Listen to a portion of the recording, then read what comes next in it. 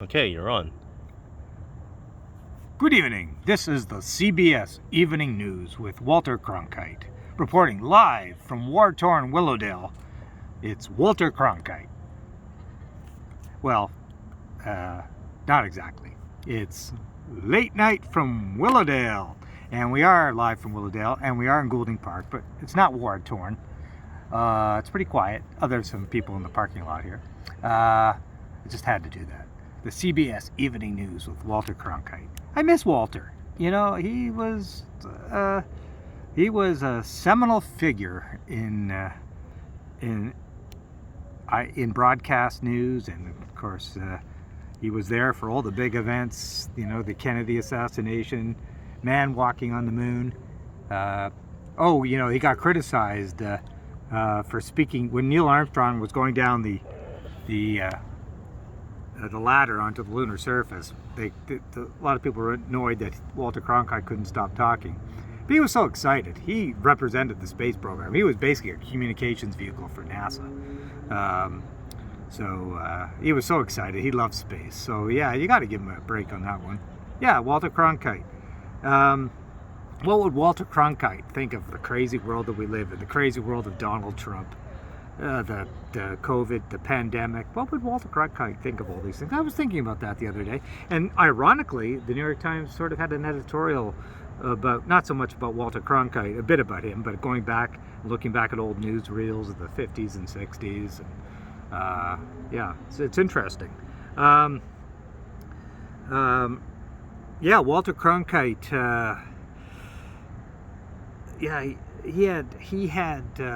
he was the most trusted man in America in 1968 after he came back from Vietnam, and he said to his audience in 1968, I think it was 68, he said the war can't be won in Vietnam. It's not going to happen. The Americans will not win that war.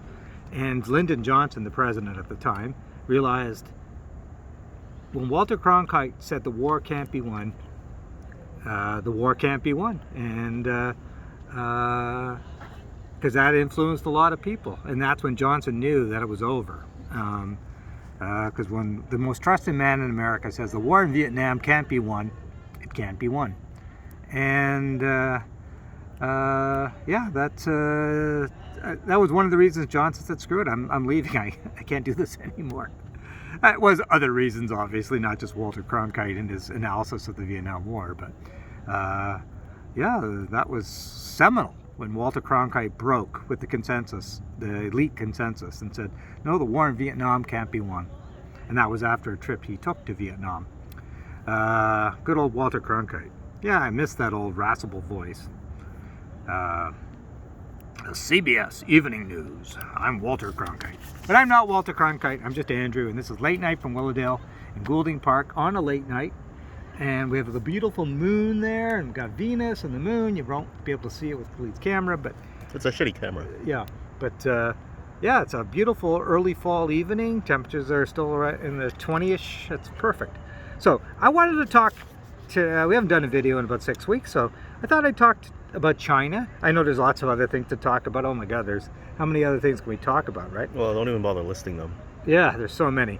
So let's talk about China, because everyone talks about China and how do you deal with China and the rise of China. And I want to talk a bit about autocracy and how we deal with that, and that'll be this video. Financial Times had a great column the other day, and they were quoting Napoleon. Napoleon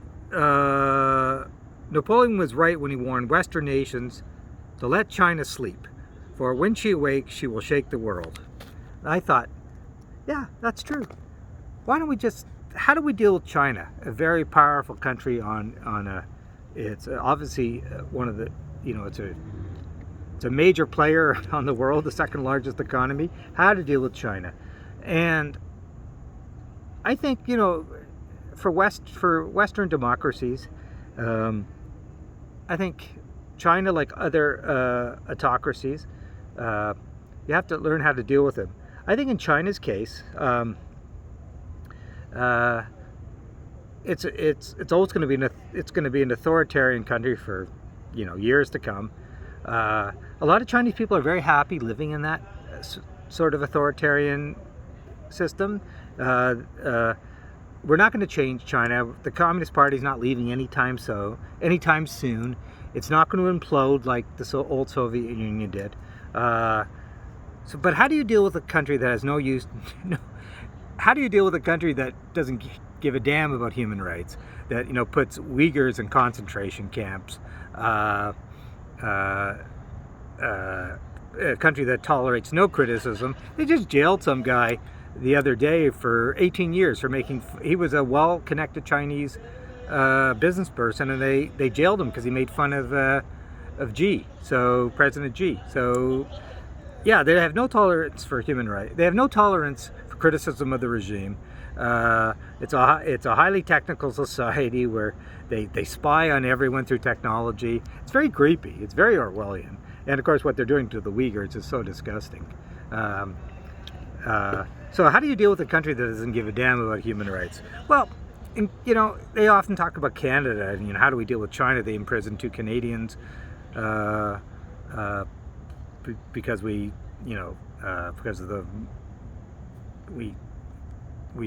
detained this Huawei executive who lives in the lap of luxury in Vancouver. So I think that I think a common sense approach towards autocracies is important, and the world is becoming more autocratic. Just reading Anne Applebaum, she writes for the Atlantic. Twilight. It's a good book. Twilight. It's a nice small book. Twilight of Democracy. The seductive lure of authority. Sam Harris actually wrote a very small book called Lying, and he said he specifically made it small so that people get through it very quickly, right? Exactly. It's not like one of those things you put on your nightstand and leave there for right. months. It's not. This is a great little book. Got a lot of publicity. She writes for the Atlantic. Anne Applebaum. She used to write for the Washington Post. She lives in Poland, so she has a front row seat to autocracy because Poland's going off the deep end. Twilight of Democracy: The Seductive Lure of Authoritarianism by Anne Applebaum. Worth reading.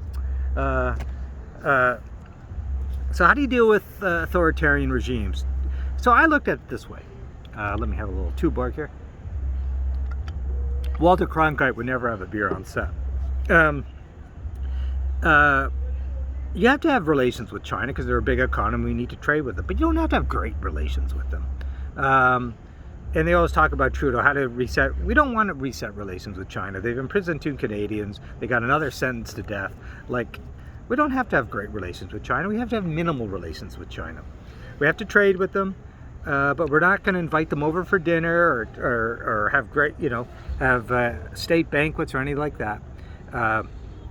We have to have a cold relationship with them where it's based on basic trade, and that's it. And I think that's, we should decouple from China. And a lot of countries are talking about that because China has a lot of influence. If you criticize China, they go after you. Like they went after Canada after the Huawei executive was detained. On all sorts of canola, soy, pork, whatever. China went after Canada and banned the imports of Canadian products, and they've done this to Australia now because Australia wanted to have an investigation into where the coronavirus came from, and China immediately put bans on Australian products. Now they can't totally ban Australian products because they need Australia. They need Australian iron ore. They need Australia. But any country that criticizes China you'll see a ban on your exports to China. Norway, when one Chinese dissident won the Nobel Prize, they blamed Norway, and Norway found that its exports to China were being stopped. We're getting some music in the background. I hope it doesn't. Yeah, that's the parking lot. I hope it doesn't distract from what you're saying. No, it doesn't distract. I think the quality, that's fine. Okay. Here in the Goulding Park, I love people just love to gather in the parking lot. And we're living right here in Goulding Park. We're in Little Tehran here. The Iranian expat community is huge here in Willowdale. And just like in Tehran, Iranians love cars, and they love to gather in parking lots. They do this in Tehran, and they're doing it now in Willowdale. So yeah, it's part of the scene here in Willowdale, which is a huge Iranian enclave. They call it Tehranto, right? Because yeah, you just walk up the street here to Yonge Street, it's all Iranian businesses, and they're all in, you know, it's you feel like you're in Iran. It's everything's in Farsi, and yeah, so yeah. So there's a little music in the background, but I don't think it doesn't affect me. It's kind of gives it a bit more. Yeah, so that also brings me to Iran, right? Given that we have all these Iranian expats here in the background. Yeah, what do you do with Iran? You know, I'd like to see Canada improve relations with Iran. But yeah, if Iran doesn't deserve it. As much as I don't agree with what the U.S. has done and the sanctions and the isolation, you know, their human rights record is abysmal. They pick up people off the street. A lot of Iranian expats who go back to Iran to visit relatives, they get picked off because they're considered spies. And yeah, no, I don't. Iran has an abysmal human rights record, even though they are somewhat of a democratic country. They're certainly one of the more democratic countries in the Middle East. They actually do have elections, and those elections actually are pretty fair. But its human rights record is pretty dismal. Until they improve it, I don't think Canada should reopen relations with Iran, as much as I would like that to happen. And if you know, yeah, Iran's another country where we don't have relations with them. So for Canada, this is not an issue right now. But we do have relations with Saudi Arabia, and it's terrible that we're selling them weapons. But I think like China, I look at the three big human rights abusers: China, Saudi Arabia, and Russia. And I think we should have minimal relations with all three countries. We pretty much have minimal relations with Saudi. They started that when we criticized their human rights record a couple of years ago. But we're still selling weapons to them, which is disgusting. I think we should have minimal relations with countries that are notorious abusers of human rights. And that includes, like I said, the big three: China, Russia, and Saudi Arabia. But there are others, obviously. Then there's countries like Turkey moving in an authoritarian direction, India moving in an authoritarian direction, and then, of course, in Europe, there's Hungary and Poland. So you minimize relations with countries, but you can't cut them off because you need to have some sort of relations. And it's a common sense approach. And I was thinking, you know, the world we're going through a period now where a lot of countries are becoming more authoritarian, but I think it's a temporal thing. Even in Poland, there's a lot of backlash. Look what's happening in Belarus. Look what's happening in Thailand now that people are challenging the monarchy. So things are happening. Authoritarianism is not going to totally prevail. But when going back to China, because everyone talks about China, yeah, I think the West needs to. China doesn't behave. China steals technology. It does all sorts of nasty things. So you contain it, and you don't allow them to harass people in the Chinese diaspora like they're trying in Western Europe and North America, going after Chinese students studying here and stuff like that. You basically tell China and you reduce the supply chains in China. Because they, I'm being kind of inarticulate here, but you need to reduce your dependence on China, because they've had a real grip because of all these supply chains. You know, Apple makes its phones there, and you name it, right? Everyone knows everything's made in China. So to have your economy dependent on this one big authoritarian superpower is probably the bad thing. So lessen your dependence on China, have relations with China, but also have a common stance against China. And I'm not saying you can't totally isolate China, but China has to play by the rules too, by international rules and standards, as does the United States, which, you know, obviously which obviously doesn't in many ways. And in terms of extraterritoriality, China's bad. They go after countries, if you criticize them, they go after you and they stop your exports. But the U.S. does the same, right? With the sanctions, and because the U.S. dollar is the reserve currency of the world, they can do whatever they want. Classic Iran, you can't trade with Iran because the U.S.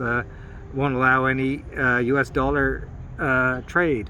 That's the classic example of extraterritoriality, is Iran and the U.S. Weaponization of the U.S. dollar. So the U.S. is a bad actor in this too. So it's interesting to see the Chinese and the Americans going after each other. I do, this is a bit of a rant. I didn't want this to be such a rambly sort of video, but I do think that if you look, you can have a foreign policy based on some principle, but realizing that, you got to give. So you have minimal relations with countries that are notorious abusers of human rights.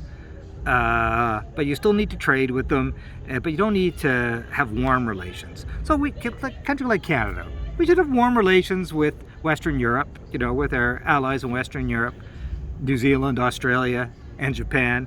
And of course we have to deal with the US despite the craziness going on there. But China, we should decouple and have minimal relations, and we should have minimal relations with the Gulf countries because they're all human rights abusers, and we should have minimal relations with, obviously, with Saudi Arabia. And until Iran improves its act, we should have not restore relations with them, even though I think that would be good. Now I've rambled on because I wanted to do a 10-minute video, but how do you do it when there's so much to talk about, right? So, in terms of the Middle East, we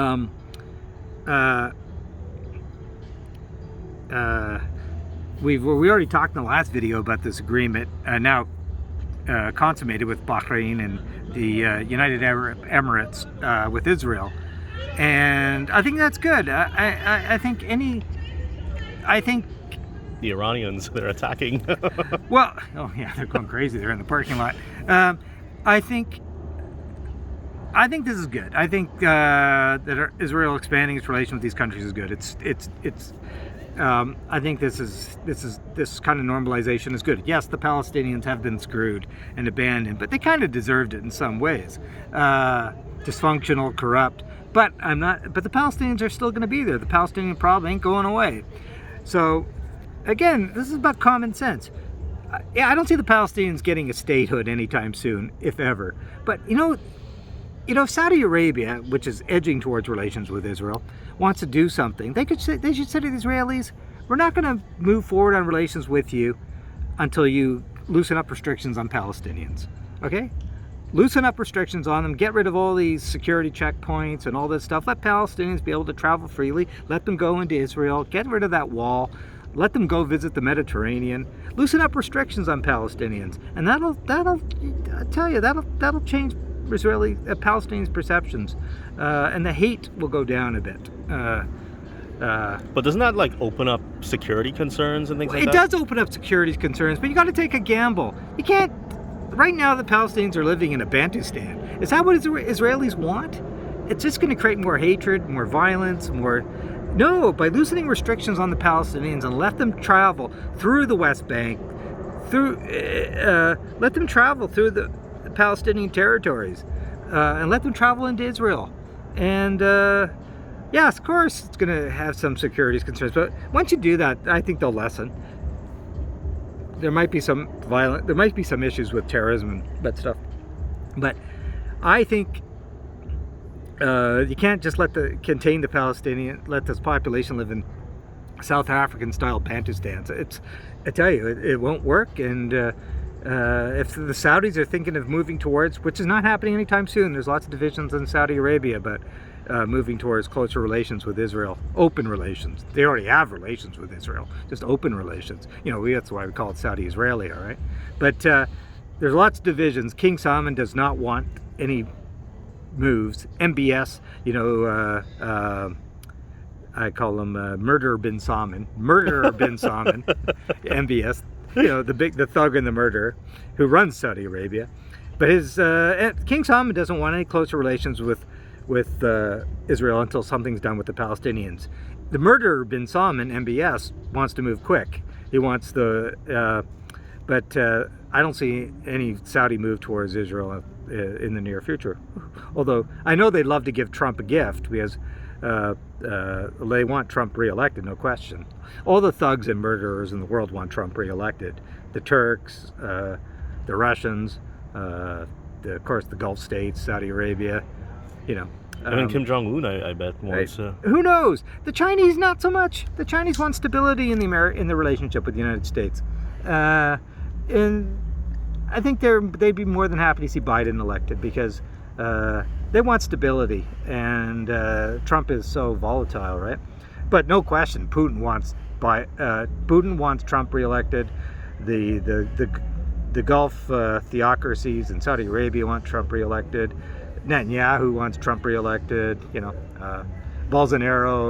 Bolsonaro wants Trump reelected. Yeah. So the Poles and the Hungarians, they want Trump reelected, right? So,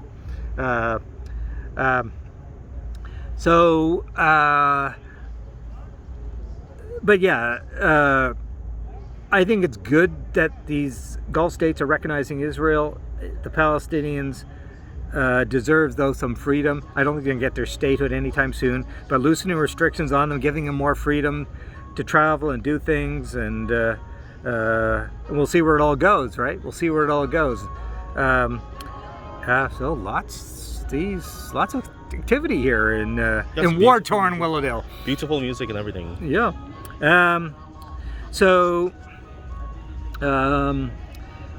Yeah, I've rambled on more. I wanted to just do a quick video, but how do you do a quick video, right? And so let's end with the COVID stuff.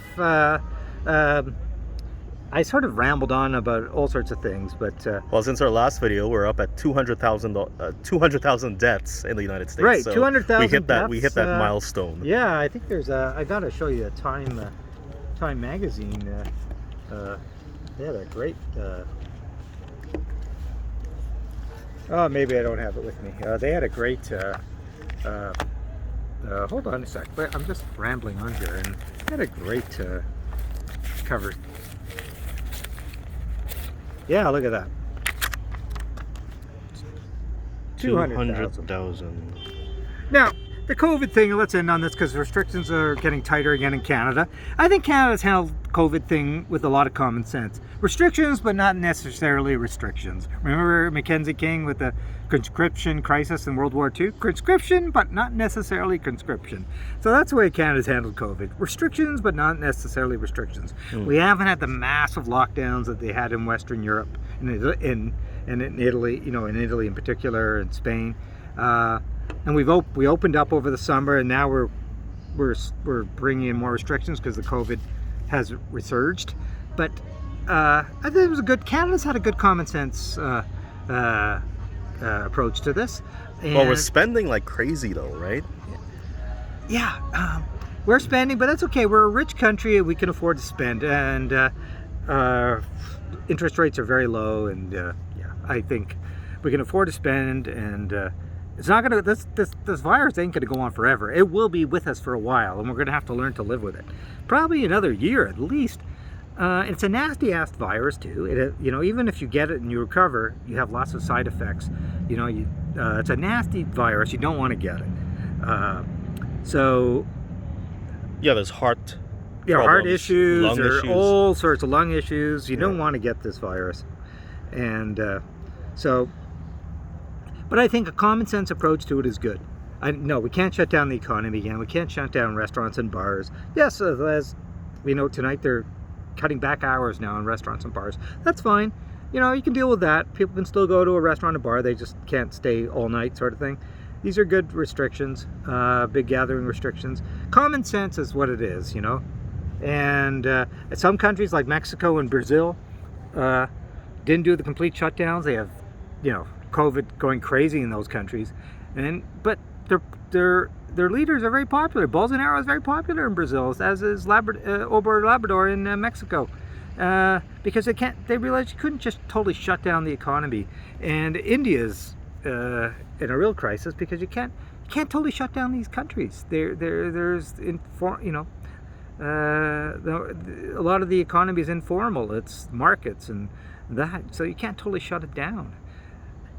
Yeah, this coronavirus, every country's had different approaches, and and the U.S. of course is, well, obviously they mishandled it, and their healthcare system is part of the problem. And the U.S. is in many ways a dysfunctional place, and we've talked about it before. In many ways, it's a failed state. That's not hyperbolic. In many ways, it is a failed state. And a lot of people are talking about a new civil war in the U.S. Such a polarized country. That's what I think. What would Walter Cronkite think of what's going on now? Of course, the 60s were pretty polarized too, right? Well, he would have lived through the. He would have been. How old was he when he died? 90s, in his 90s. He would have lived through the Second World War. Oh God, right. Yeah. Oh, okay. And he lived through the whole civil rights era and the marches. But he would have missed the Spanish flu, right? Yeah, he was. Oh, okay. Yeah, he Okay. Was. Just he wasn't around for that math, one. sorry. He wasn't around for that one. Okay. But yeah, so every country's had their different approaches to COVID. The U.S. has screwed it up. They should not have, but they did. But and this virus isn't going away anytime soon, so we're going to have to learn to live with it. And I think a common sense approach is everyone in Canada wears masks now, and in indoor places. And, the restrictions now, the bars and restaurants are closing earlier in many parts of Canada. So it's a common sense approach, but you can't totally shut down the economy again. It's for psychological reasons alone. People will just go nuts. So you have to weigh all these different factors. And this virus will be around, but it'll eventually leave. But we have to, find out, as they say, as more and more we encroach on, as humans encroach on wildlife habitat, these viruses will come because they come from animals. So there's lots to talk about. And I've rambled, and this is a good issue of Foreign Affairs, if I can recommend it. It's still on newsstands. It's Richard Haas has a really good piece on American foreign policy under Trump. And there's so much to read. And Applebaum's book, Bob Woodward's book is good too, Rage, and read Bolton's book. It's interesting coming out now that everyone a lot of the White House did not want that book coming out, and they did everything in their power to take stuff out of the book and everything. So anyways, I've rambled. This was supposed to be a short video, turned into a long video, and mostly you won't watch it anyways. So, what was the closing point on COVID? We just got to be more like Canada, right? Yeah, I think Canada's had a good approach. Like I said, restrictions, but not necessarily restrictions. So in most parts of Canada, they're clamping down on bars. Like tonight in Ontario, bars can't be open past midnight. No serving of booze after 11. In British Columbia, I think it's at 10 o'clock. So they're clamping, and so we're dealing with this, and we're better. The hospitals are much better prepared than they were in March, and a lot of these infections are in young people, so they recover, as you know, though. But there are side effects, so the hospitalizations won't be as bad, I don't think. We'll get through this,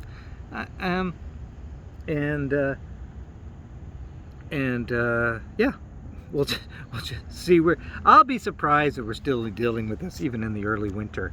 I think we're a late summer stupidity, and we got all these new infections.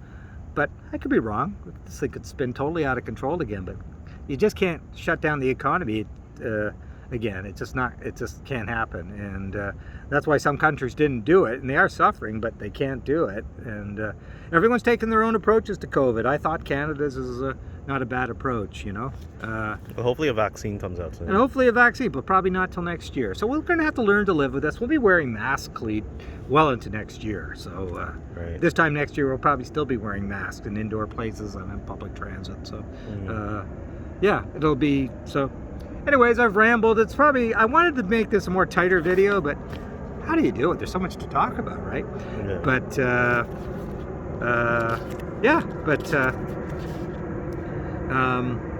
the bottom line of the video is we have to deal with China, but we don't have to have warm relations with them. We have to deal with other authoritarian countries, but we don't have to warm relations with them. We should have warm relations with the countries that share our basic values, and that, basic democracy, basic respect of human rights, and you know, you don't get arrested for writing a letter to the editor and that sort of thing, right? And yeah, and I want to say, a lot of people make fun of it, but I want to say there is something to be said about a rules-based international order. I know that seems totally cliche and all that, but Well, it feels kind of outdated too, outdated, but you know, there is something to be said about countries having a basic adherence to human rights, basic trade rules, and yeah, I know it seems cliche, but that has benefited the world. I know, and a lot of people on the left and all that say, oh, they poo-poo that all that. No, the rules-based order that came out of the Second World War, primarily, you know, the U.S. Promoted by the U.S., has benefited the world.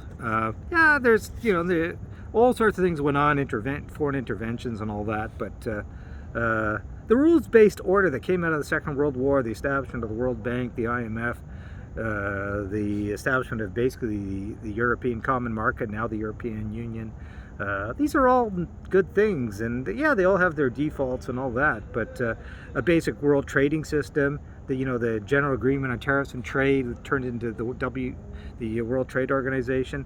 Yeah, you got to have basic norms in which countries live, and it seems to be falling apart now. And Trump is, of course, encouraging it. But these aren't necessarily bad things, and I know there are lots of defaults and problems with it. But you could go on and on about all that. But a world based on some order, and the UN was started because of that. And of course, the UN is ineffectual in many ways. But I could go on about that too. But you can't poo-poo everything. I think a lot of the stuff that came out of the end of the Second World War was not bad. And we're seeing, and COVID, where the world goes after COVID has changed a lot of things. We'll see. But basic agreements about human rights, trade, how to negotiate world trade. These aren't bad things. And yeah, and we haven't even talked about the war in Yemen, but that's another. That's a whole different kettle of fish, and but that war in Yemen is, they say, thousands of civilians have died because of Saudi bombing, and a lot of these bombs were American bombs. And the interesting thing is, a lot of these American officials now could be prosecuted in the international court because they're basically complicit in war crimes. But that's an issue for another day. But yeah, okay. Boy, so much to talk about. But on that note,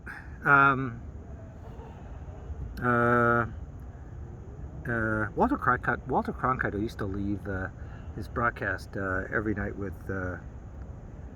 things, and that's the way it is on September. What day is it, Cleve? The 25th? I don't know. September 25th. Whatever it is. And that's the way it is on September 25th, 2020, from war-torn Willowdale. Not exactly war-torn, but yeah, I think you're right. I think it's the 25th. It doesn't matter if it is or it isn't, right? It's around the 25th. Yeah. Okay, on that note, Walter Cronkite signing off. Okay.